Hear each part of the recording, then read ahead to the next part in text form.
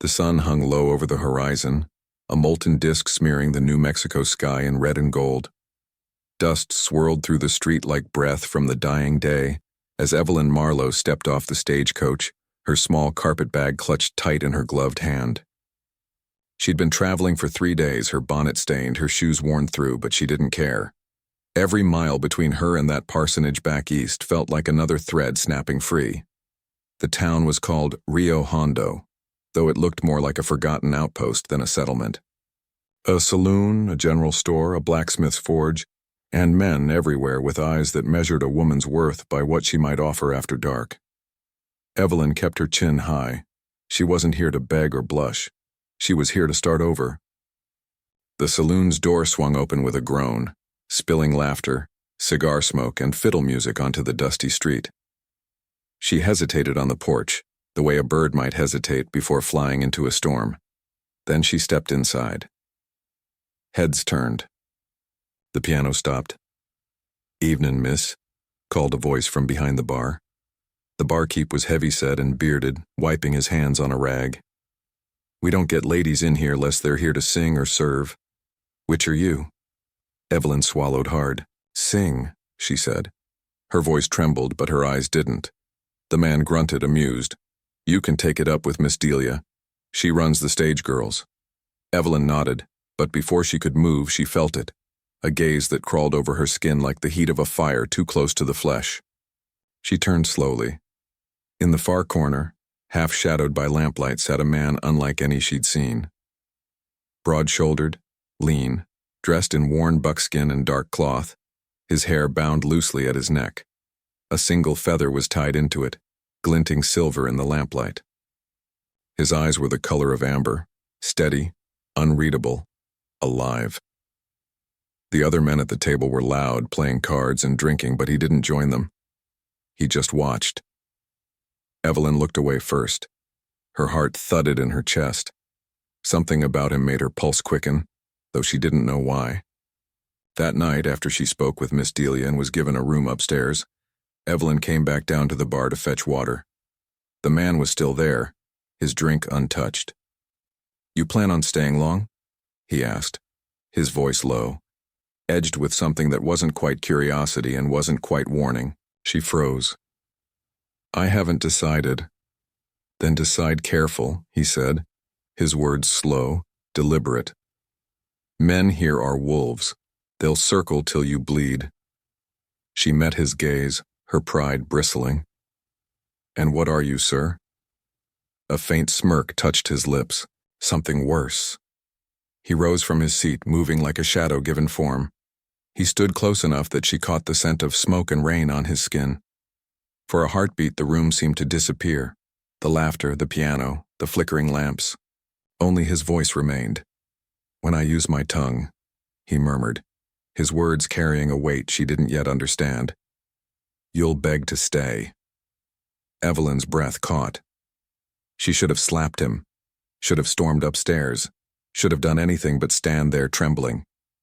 Yet there was no malice in his tone, only certainty. Before she could respond, he turned and walked out the door into the crimson dusk, leaving her staring after him, her pulse still racing. Delia's voice broke through the haze. "That's Cain Redhawk," she said softly. "Half Apache, half ghost, some say. You stay clear of him, honey. He's got danger in his blood." Evelyn tried to steady herself, but her heart refused to calm. Danger, she thought. Maybe that's exactly what I came here for. And as night fell over Rio Hondo, the preacher's runaway daughter didn't yet know that her path and her heart had just been claimed by the man who had warned her first. The next morning, sunlight filtered through the thin curtains of Evelyn's small room above the saloon. The scent of whiskey, tobacco, and frying eggs drifted up from below. Her throat was raw from the night before. She'd sung 3 songs for a room full of strangers, her voice trembling, but true. When the last note faded, some had cheered, others had stared. None of it mattered.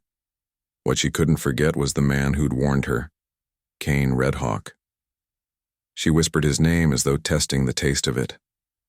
There had been something different about him, his stillness, the quiet authority in his eyes. She'd seen men like him in stories told by travelers, scouts, warriors, men who lived between worlds. But those stories never mentioned the way a man's presence could burn into one's mind like a brand. When Evelyn came downstairs, the saloon was half empty. Miss Delia, the woman who ran the place, leaned against the counter in her crimson dress, cigarette smoke curling around her painted lips.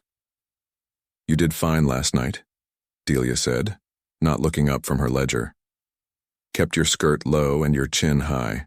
That's the way to last here." "Thank you, ma'am." Delia's eyes flicked up. "And stay clear of Red Hawk. He's trouble in every language." Evelyn hesitated. "Is he dangerous?" Delia snorted softly. "To the wrong kind of people, yes. To the right kind of woman, maybe worse." She stubbed out her cigarette. "He's been in and out of this town for months. Works for the army sometimes, though he don't answer to them. He's looking for something. Or someone." Before Evelyn could ask more, the door swung open and two men entered. Soldiers. Dusty coats, spurs clinking. Their eyes were sharp, searching. The room quieted. "We're looking for Red Hawk," one said to the barkeep. "He was seen here last night." Delia's smile was quick and practiced. "We see a lot of men here, Lieutenant. You'll have to be more specific."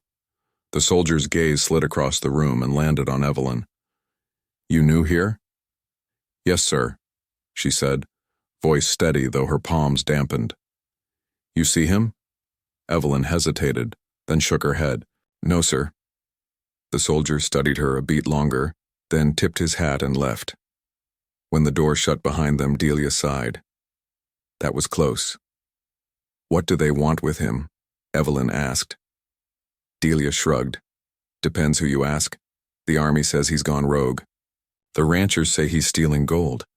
The Apaches say he's hunting traitors." Her eyes softened. "You ask me? He's chasing ghosts." Evelyn carried her tray of empty glasses to the back, trying not to think about him. But when she opened the back door to shake out a rag, there he was, Kane standing in the alley, the morning sun cutting his figure in bronze and shadow. "You lied to the soldiers," he said quietly. She startled. "You heard?" "Every word." His lips curved faintly. "You shouldn't have done that." "I wasn't going to hand you over," she said. "You didn't do anything wrong." He stepped closer. "You don't know what I've done." The closeness of him again, it made her forget to breathe. His presence filled the narrow space, the heat between them rising like wildfire. "What are you looking for?" she asked softly. His gaze held hers, unreadable. "Answers." "About what?" He hesitated. Then, almost to himself, "About who I am, and who killed my brother." The words landed heavy. Evelyn's throat tightened. "I'm sorry." Kane looked away, his jaw tight. "Don't be. Just keep your distance. The people I hunt, if they see you near me, they'll use you." Then he turned and walked toward the stables, leaving her in the doorway with her heart pounding in her chest. That night, as she sang again, beneath the low lamplight, Evelyn spotted him outside through the window, watching, not entering, just a shadow among the lanterns. The men in the saloon laughed, gambled, drank, but she sang only for one. And deep down she knew something was shifting, something dangerous and unstoppable, like thunder rolling toward her across a dry plain. By the third night, Evelyn had learned to read the rhythm of Rio Hondo, the rise and fall of noise, the ebb of laughter, the way the shadows stretched longer when danger was near. The town was a borderland between law and wilderness, and in its corners, secrets whispered like wind through canyon rock. Kane Red Hawk hadn't been seen since their conversation behind the saloon, but Evelyn felt his presence everywhere. Each creak of the floorboards, each face that turned too quickly, reminded her that he was somewhere out there, watching, protecting, or perhaps planning his next disappearance. Then the soldiers returned. It was just after sunset, and the saloon was alive with noise. Evelyn was mid-song when the doors slammed open. Two troopers stormed in, rifles raised, boots thudding against the floor. The music stopped. Cards froze mid-air. By order of Captain Harlan, the taller soldier barked. We're searching for the half-breed scout known as Red Hawk. Anyone hiding him will hang for treason. The room went still. Evelyn's heart hammered. Delia stepped forward, all poise and painted calm. You can search the rooms if you like, but he ain't here, the lieutenant sneered. Then maybe we'll start with your girls. He reached for Evelyn's arm. She flinched back, and before she could speak, the window behind the bar shattered. A lantern crashed to the floor, bursting into flame. Fire! Someone screamed. Smoke filled the room in seconds. Evelyn stumbled through the chaos, her vision burning. A hand gripped hers. Strong, sure, familiar. Come with me, Kane's voice commanded. She turned, eyes wide. He was there, cloak pulled tight, face streaked with soot. He pulled her toward the back door, kicking it open just as the saloon's roof began to glow orange with heat. They ran into the alley, coughing. The night was a storm of shouts and sparks. Evelyn's foot caught on a loose board, sending her sprawling.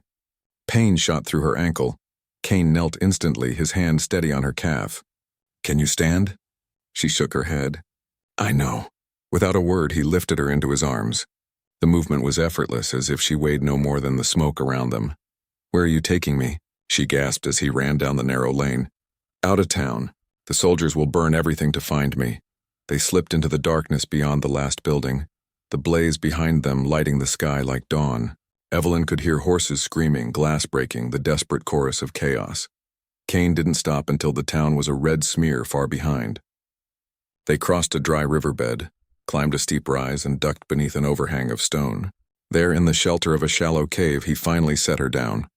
The fire's glow flickered faintly in his eyes. Evelyn's ankle throbbed, but her fear was fading, replaced by a strange, trembling calm. You shouldn't have come back for me, she whispered. He crouched beside her, tearing a strip from his sleeve to bind her foot. You think I'd leave you there? You could have been killed. He looked up, his expression unreadable. So could you.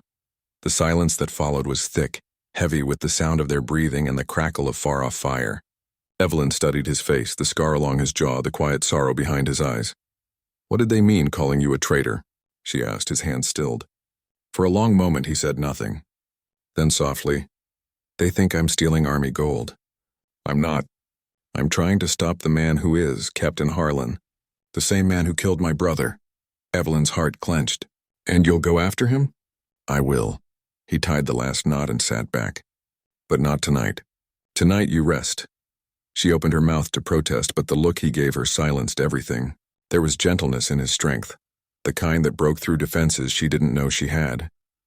As the night deepened and the fire's glow faded, Evelyn lay beside him, listening to the wind outside.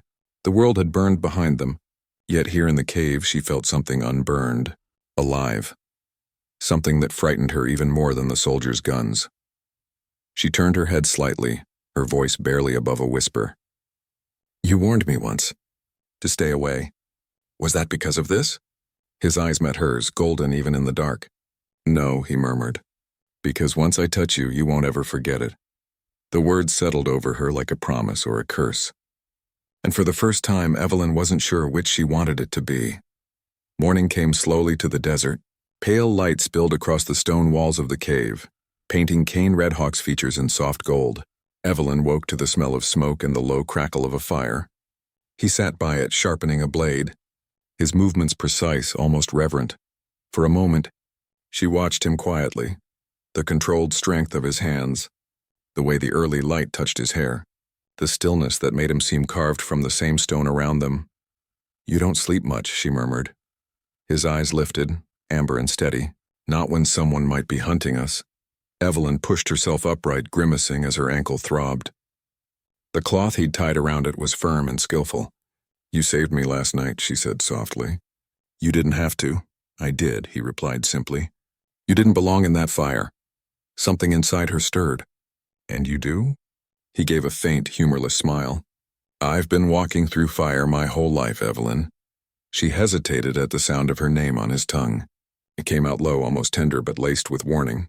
She wrapped her shawl tighter around herself, the silence between them alive with questions neither dared ask. Finally, she spoke. What happens now? We move. The soldiers will come north looking for me. There's a trail that cuts through the mountains. They won't follow us there. And if they do, then they'll wish they hadn't. He said it calmly, not as a threat but as a truth. When she tried to stand, her ankle gave out beneath her. Cain was beside her instantly, one arm steady around her waist. She stumbled forward, her palm against his chest. His heartbeat was strong beneath her fingers, solid, grounding, real. "Easy," he said quietly. "Lean on me." She wanted to pull away, to insist she could manage, but her pride melted beneath the warmth of his steadiness. Together they walked toward the mouth of the cave, the cool morning air brushing her face. From that height, the land stretched vast and wild, the kind of place where a woman could vanish, where past sins might finally lose their power. Cain guided her to a fallen log near the fire.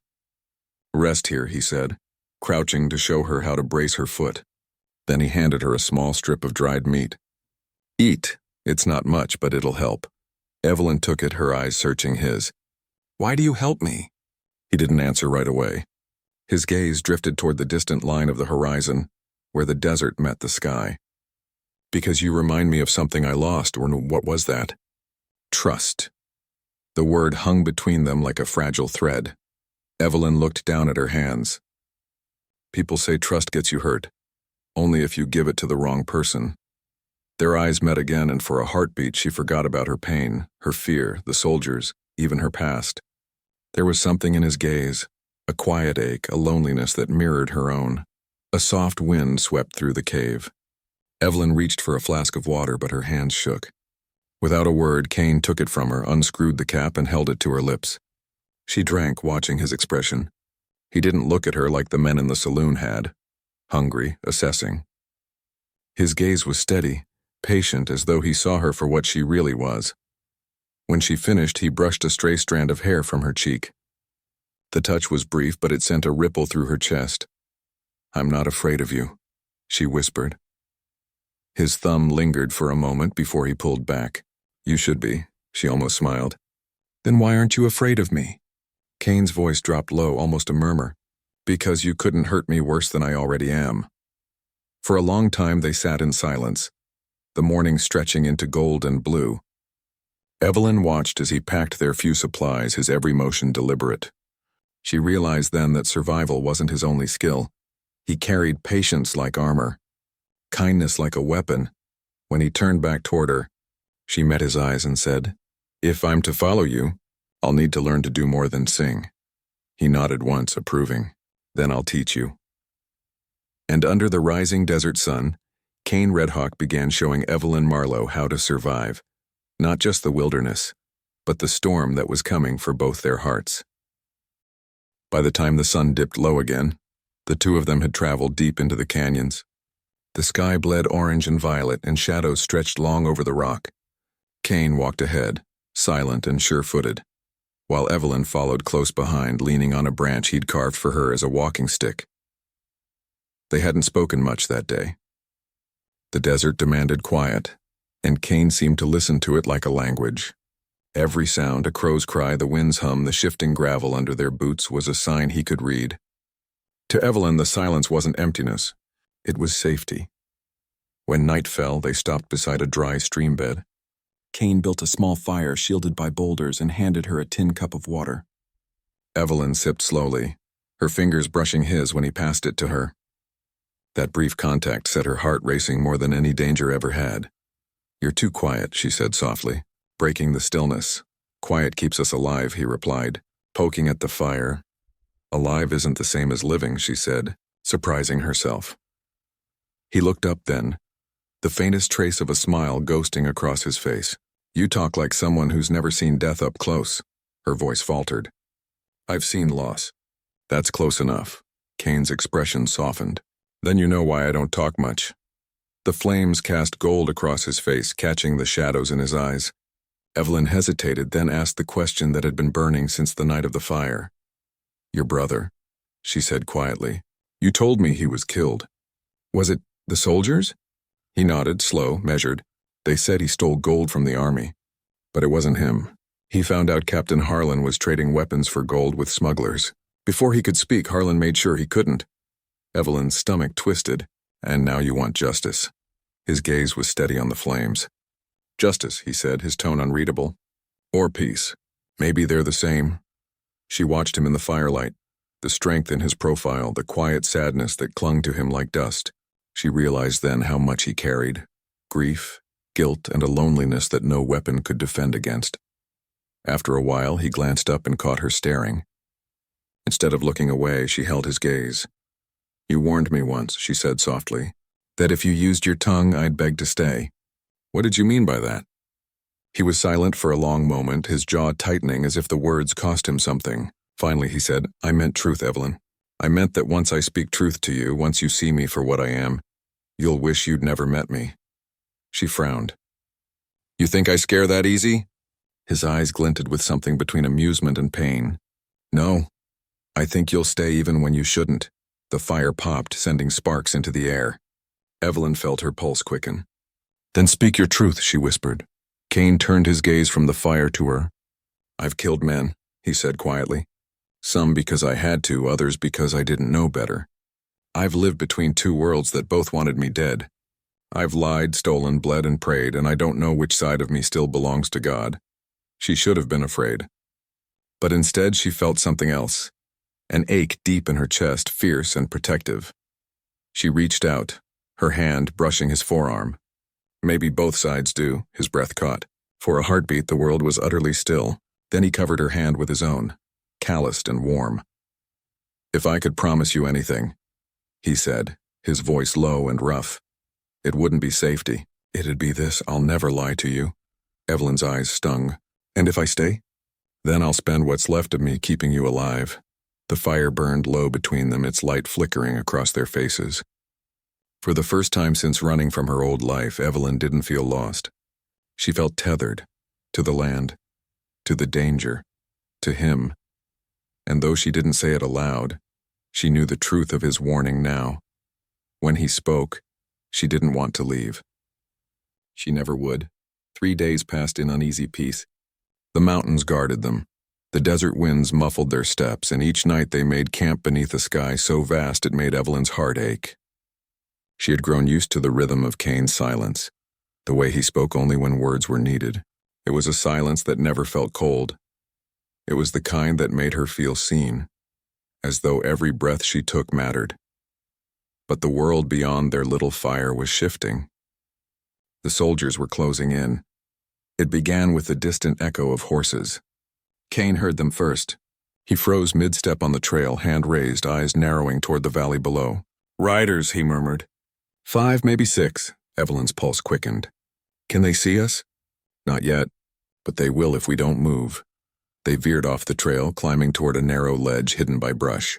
Evelyn's ankle still pained her, but she didn't complain. Kane's hand found hers whenever she stumbled, his touch firm, grounding. By noon, they reached a small plateau overlooking the valley.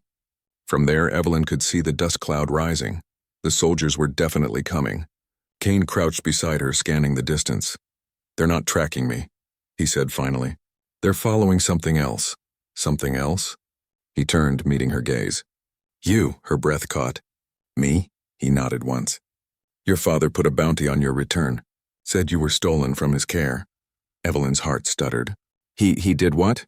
Kane's jaw tightened. "He's paying men to bring you home. Or to make sure you never end up in Apache hands." She staggered back a step, shaking her head. "That can't be true. My father's a preacher." He wouldn't?" Kane's voice was low, steady. "I've seen his wanted notice. Your name, a reward, and a warning that anyone harboring you would hang." The truth hit like a thunderclap. Her father hadn't come looking for her out of love. He'd put a price on her head. Evelyn turned away, pressing a trembling hand to her mouth. "I thought he just wanted me to come home. I thought—" She trailed off, tears hot against her cheeks. Kane's voice softened. "I wasn't going to tell you." "Not yet." "Why didn't you?" "Because I didn't want you to hate me for knowing before you did." She faced him then, her expression torn between fury and heartbreak. Did you find me for him? Were you using me this whole time?" He flinched, the words hitting harder than any bullet. "No," he said quietly. "When I found you, I thought maybe protecting you would make up for the ones I couldn't save." "You mean your brother?" He nodded once. "And the woman he loved?" "She was white like you. The soldiers killed them both." Evelyn's voice broke. "So you helped me out of guilt?" "I helped you because I couldn't walk away," he said. His eyes burned with something fierce and raw. Because when I saw you standing there, I knew you'd already lost more than you let on. Because, he stopped, his throat tightening. Because I wanted to believe something good could still come from me. The silence that followed was heavy. Evelyn turned away, wiping her eyes roughly. You should have told me. I know. Below them, the thunder of hooves grew louder. The soldiers were close. Kane rose to his feet, scanning the ridge. We have to move now. Evelyn didn't move. Her voice trembled when she spoke. You said you wouldn't lie to me. He froze. I didn't. Then why does this feel like betrayal? For a long moment, neither spoke.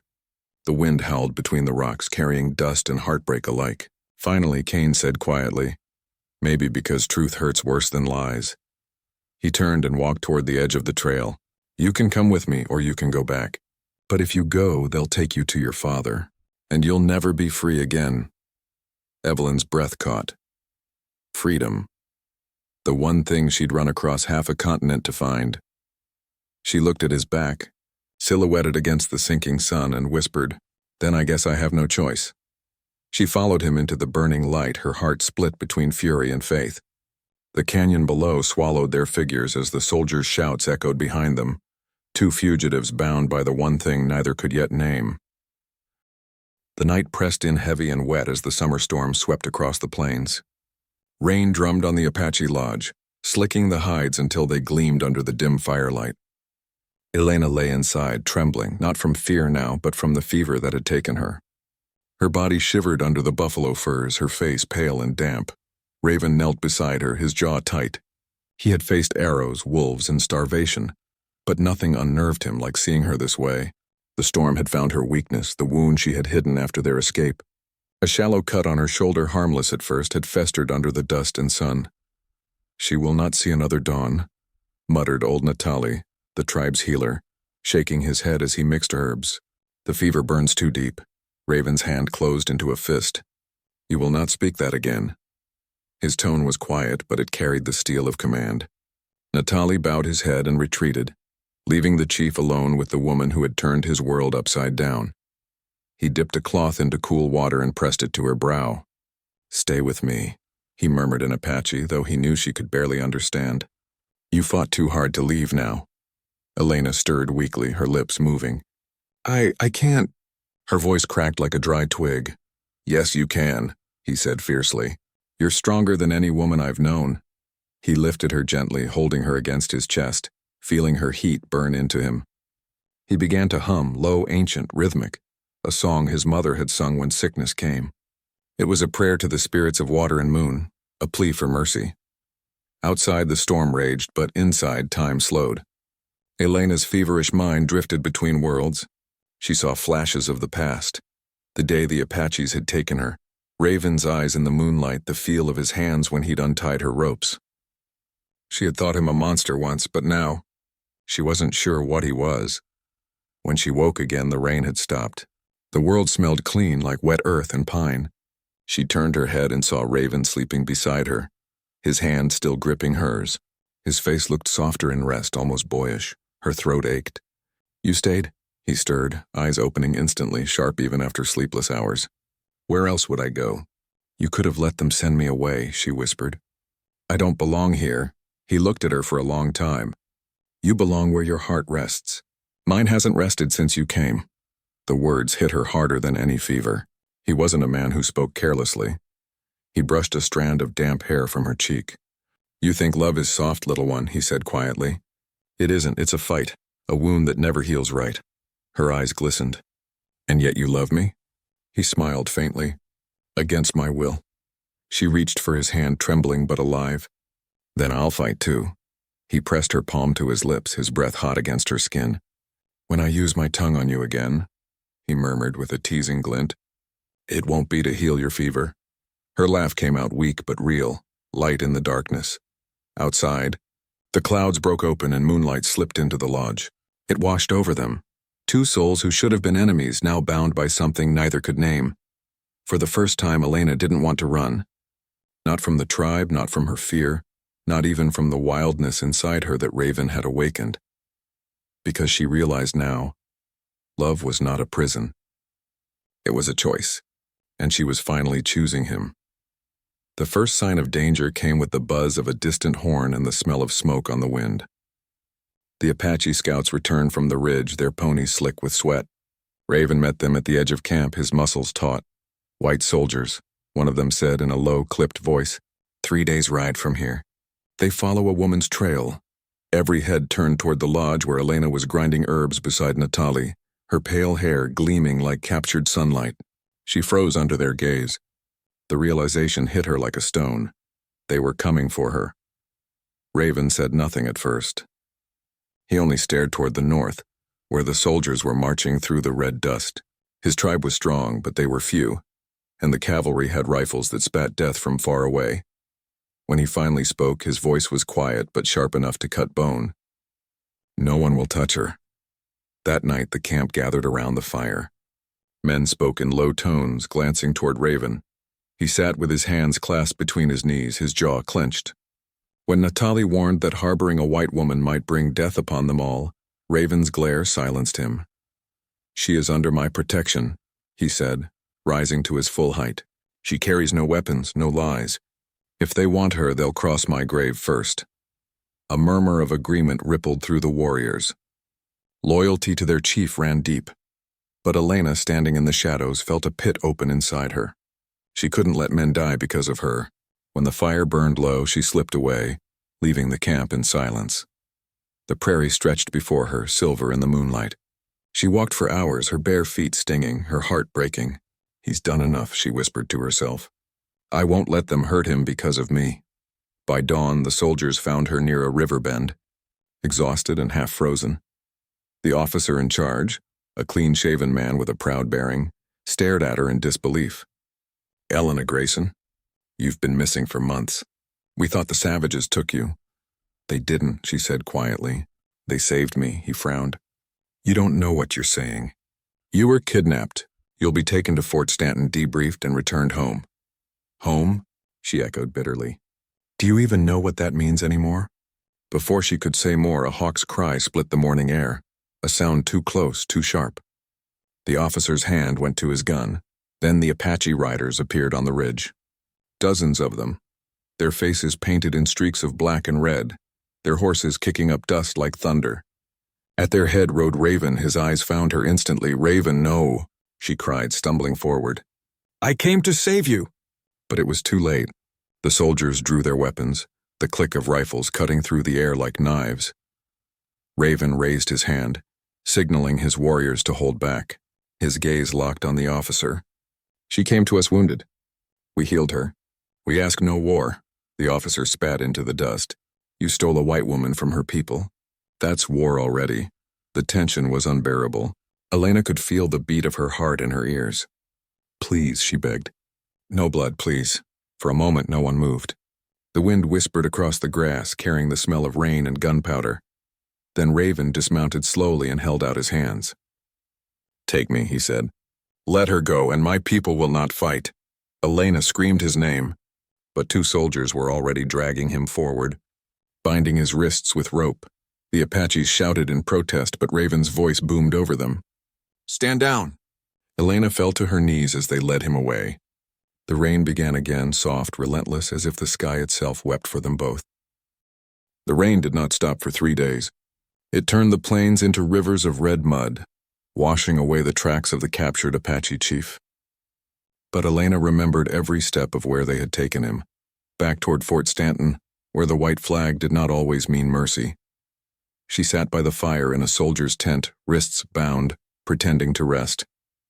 The officer, Captain Reeves, had made it clear. Raven would hang for the abduction of a white woman. No trial, no word from her would change it. "Do yourself a kindness," Reeves said that morning, sipping coffee as the dawn light bled over the horizon. "You'll be safer once you forget him." Elena stared at the cup in his hand, steady, civilized, cruel. "Forget him?" she whispered. "I breathe him." Reeves looked up, brow furrowed. "What?" But she didn't answer. Because she was already planning. That night she slipped her hands free with a shard of broken tin and crept out under the cover of fog. The camp was still except for the rhythmic clink of a guard's boots. She stole a rifle, a canteen, and a single horse from the corral, whispering to it like Raven had taught her. By dawn, She had reached the canyon where Fort Stanton's walls rose like jagged teeth against the sky. Her heart pounded. She knew what she was about to do could mean death. But love had already changed her. It had burned away the timid girl she'd been. What remained was something wild, dangerous, and alive. When night fell, she approached the fort's outer gate, her clothes smeared with mud and her face veiled by the same shawl she'd once worn as a captive. She spoke to the sentry in a trembling voice. "The Apache chief sent me," she said. "He wants to speak to the captain." The guard frowned, but her accent and desperation convinced him. Within minutes, she was led inside, to a dim cell block that smelled of damp earth and iron. And there he was. Raven sat in chains, his bare chest streaked with blood where the soldiers had whipped him. But when his eyes lifted and found her, something fierce and beautiful sparked within them. "Elena," he said, barely breathing her name. She ran to him, clutching the bars. "I'm getting you out." He shook his head. "No, if you try, they'll kill you." She smiled faintly, her voice trembling. "Then we'll die together." He stared at her for a long moment, then exhaled. "You've gone mad." "Love did that," she whispered. She pulled the stolen keys from her skirt. They clanked softly, but loud enough to make him tense. Within seconds, the lock turned. He was free. "Go," she said. "There's a horse by the north gate." But as he stepped from the shadows, a voice shouted, "Halt!" Captain Reeves stood in the doorway, pistol raised. "You should have stayed gone, girl." Elena moved before she thought. She threw herself between the gun and Raven. The shot rang out, echoing through the stone corridor. Raven caught her as she fell, her body going limp in his arms. Blood bloomed across her shoulder, the same place she'd been wounded once before. "No." His voice broke deep and raw. Behind him, the Apaches struck, the ones who had followed her trail. The fort erupted into chaos, war cries, gunfire, smoke. Raven carried her through it all, shielding her with his body, refusing to let her go. Outside, under the moonlight, he laid her in the grass. Her breath was shallow, but she smiled through the pain. "You came for me," he said, his voice shaking. "I told you," she whispered weakly. "You'd have to kill me to make me leave." He pressed his forehead to hers, his tears mixing with the rain. And in that moment, the battle around them faded. There was only the sound of her breath, soft and fleeting like the whisper of a promise. The dawn came slowly, as if even the sun hesitated to rise over the ruin left behind. Smoke curled from the charred remains of Fort Stanton. The soldiers who survived had fled into the hills. The Apaches had vanished into the wilderness. And on the blood-darkened grass at the edge of the plain, Raven knelt with Elena in his arms. She was barely breathing. Her skin was cold, her lips pale. Around them, the wind whispered through the sagebrush, a lonely sound that carried the ache of every goodbye ever spoken. Raven brushed her hair from her face with trembling fingers. "You can't leave me," he murmured, his voice rough. "Not after all this," her eyelids fluttered. "It doesn't hurt anymore," she whispered. "Not like before." He pressed his forehead against hers. "Don't say that. Stay with me, stay." A faint smile touched her lips. "You said I'd beg to stay, remember?" Her breath hitched, weak but steady. "You were right." For a heartbeat, the world stilled. Then, with all the gentleness in him, he kissed her, slow, desperate, reverent. It was not a lover's kiss now, but a promise, one last tether holding her to life. And somehow she held on. By the time the sun cleared the horizon, the surviving Apaches had gathered. They surrounded their chief in solemn silence, faces painted with grief. Natalie approached with a bundle of herbs, nodding toward the wounded woman. "If the spirits will it," he said softly, "she will see another sunrise." Raven carried her back to the mountains, to the same lodge where he had once nursed her through fever. For weeks she drifted in and out of darkness while he tended her, feeding her drops of water, whispering stories in his tongue, the same words his mother had used when he was a boy.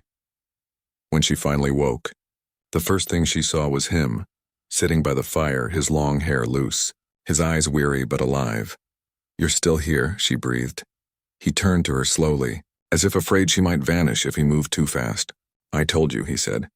"You belong where your heart rests." Tears filled her eyes. "And where does yours rest, Raven?" He smiled faintly, that quiet, dangerous smile that had first frightened her months ago. "With you." Outside, spring had come to the land. The rivers ran clear again and wildflowers carpeted the hills. Yet the world beyond the Apache camp was changing. Soldiers would come again. Settlers, too. Nothing would stay untouched forever. One evening, as the sky burned gold, Elena stood beside Raven on the ridge overlooking the plains. She could see the distant smoke of white towns on the horizon, faint as ghosts. "You could go back," Raven said quietly. "You'd be safe there. No one would blame you." She turned to him, her voice steady. "I already went back once. To find you." He studied her, his dark eyes full of something between pride and pain. "If you stay, you'll never live as they do again." She reached up, touching his scarred cheek. "Then I'll live as you do, in truth." He caught her hand, pressed it to his chest where his heart beat strong beneath her palm. "And in fire," he whispered. The wind rose, carrying the scent of rain and wild sage. She leaned into him, closing her eyes as his arms came around her, holding her the way he had that first night, fierce, protective and tender all at once. Below them, the plains stretched endless and untamed, the same as they'd been before white and red had drawn their lines in blood. But up here, for this fleeting moment, there were no borders, no names, no fear.